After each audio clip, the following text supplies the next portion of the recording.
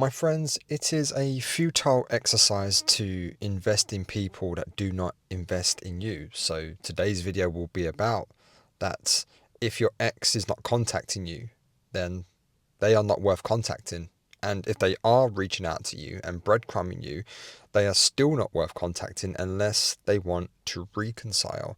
So today I'm going to try and help you break that hold that your ex has over you right now. You're going through a breakup and all you want right now is to have them back. And I get it. But if they're not contacting you, we need to come away from being stuck exactly where you are so you can move on. They are not contacting you. It is not code to try harder. And trust me, guys, they are not worth your time, energy, emotion, or anything else you want to put a label on for this concept. They are not worth it. You're worth it. You, for yourself and your self-work and your self-love and your self-validation. But them themselves are not worth it. But before I get into that, welcome back to the Love Fix. As always, it's Nick, doing my best to get you through your breakups as easily and as healthily as possible. If you want to work with me in any way, shape or form, a one-to-one coaching session to get you through your breakup, if you want to work with me on the channel, podcast, Facebook group, all my details are below in the description. Just click on the relevant link. If it's the coaching, hit the coaching link, book it in. Facebook, hit the Facebook. Spotify, hit Spotify. Email, my address is in the bottom. Okay, let's get into it.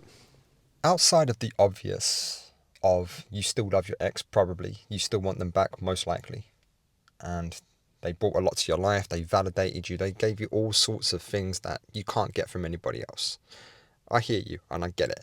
But I think the need to want to reach out to them comes from the place of where we want to be validated. If you think back to when you was in school, or maybe you're still in school, maybe you are in high school, or you've just started college, university, whatever, and you want to fit in. The reason you want to fit in is because that validates you, and that validation secures your emotional survival, and that is all you're trying to do when you are going for a breakup, is to secure your emotional survival. It hurts. It's a literal threat to your identity as a person, and when someone threatens our identity, it feels like death, and we will go down swinging to protect it. So that leaves us in a position of where we want to reach out to someone that has shunned us, has cast us off, that sent us back to the pits, but we still want their validation. It's kind of like, if I could use some kind of weird analogy, I've always had dogs in my life. Like, I've had 3 dogs throughout my life, been beautiful animals, loved them all to bits, but they're needy as fuck. Dogs are 3-year-olds that never grow up.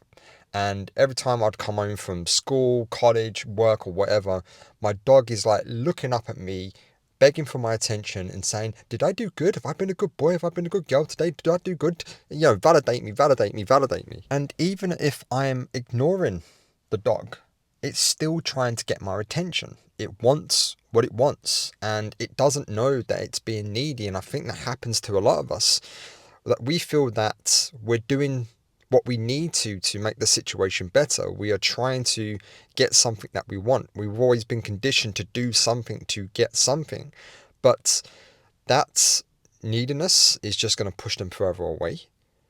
And again, they're not worth your effort. But I get why you want their validation, so you think it is worth it. You do think it is worth your time and effort and emotional resources, but it really isn't, because one, you're just going to push them further away, and they're just going to look at you and think, wow, he or she really, really needy, and I don't want to be around that right now. So, and if you've ever had an animal, especially a dog, and you love the dog and you want to be around the dog and everything like that, but it gets to a point and it's like, oh, would you just leave me alone? I'm not giving you an attention right now.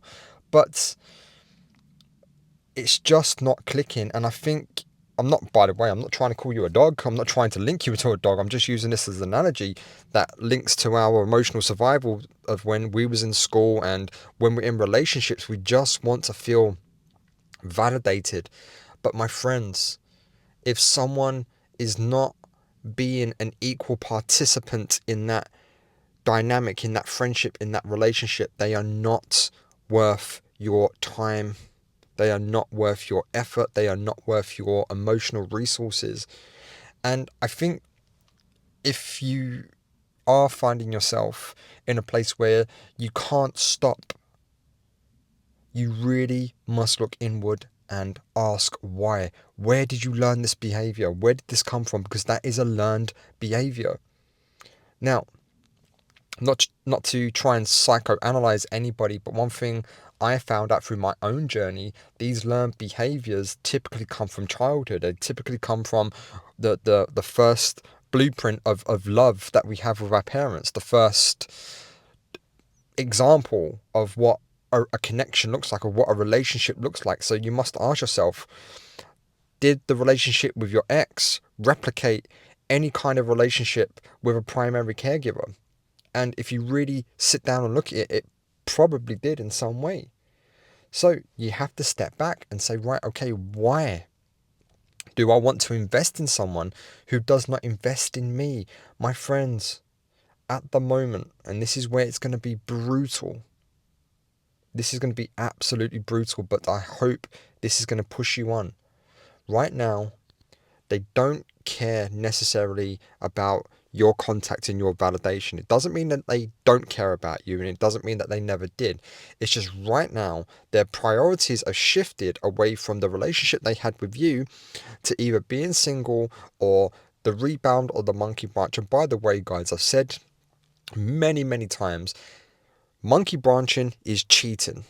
Whatever way you peg this, whatever way you look at it, it is cheating. Please do not chase someone who has emotionally cheated on you. And if they've rebounded, that says everything about them. Now, it doesn't excuse anything that they've done to you, but it does explain everything.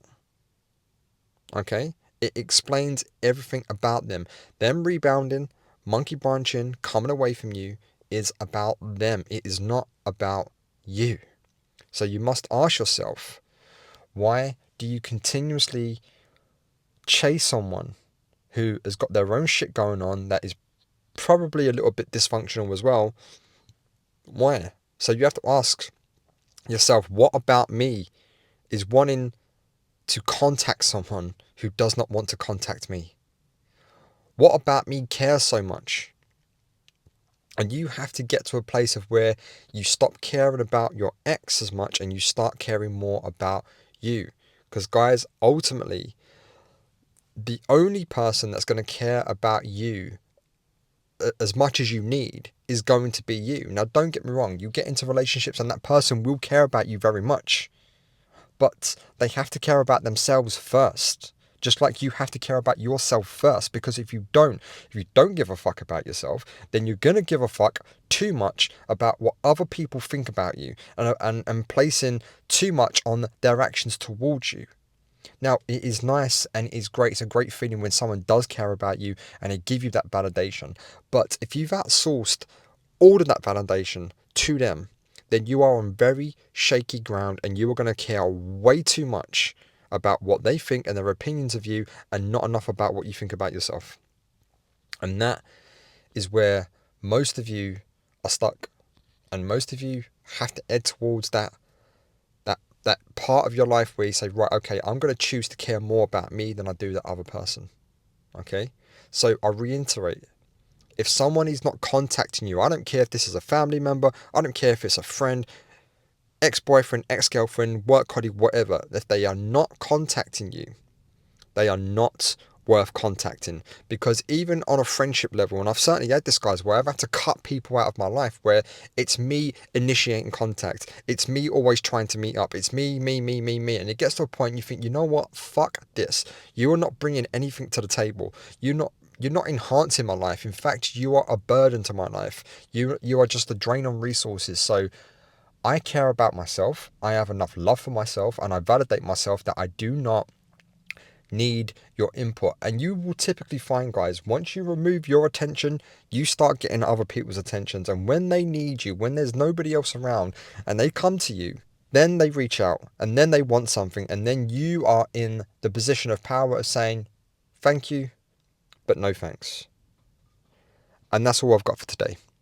I hope this helps. And guys, I know this one's probably been a little bit brutal, but I want you to get to a place of where you are working on yourself, where you are leveling up, where you care more about you than you do your ex. Because when you care more about yourself, you are more attractive. And if your hope is a reconciliation, you must be the most attractive person you can be should they come back. And hopefully, you're then in the driving seat and you can say, thanks, but no thanks. You left when you could have stayed. You thought the grass was greener, but in fact, the grass is greener where you water it, but you thought it was greener over there. I respect your decision. You no longer meet my minimum requirements. I'm good. So, my friends, if someone doesn't contact you, they are not worth contacting. Write that down, have it in a diary, put it on your wall. And the next time you feel like you're going to reach out, remind yourself of that. It is all down to you now. You have the power. You have the power, not your ex. You do. You've got all the power. Use it. And that's all for today. Take it easy. You're going to be okay. And I promise you this will get better. But you must do the work. Use your time wisely and do the work. Take care. And I'll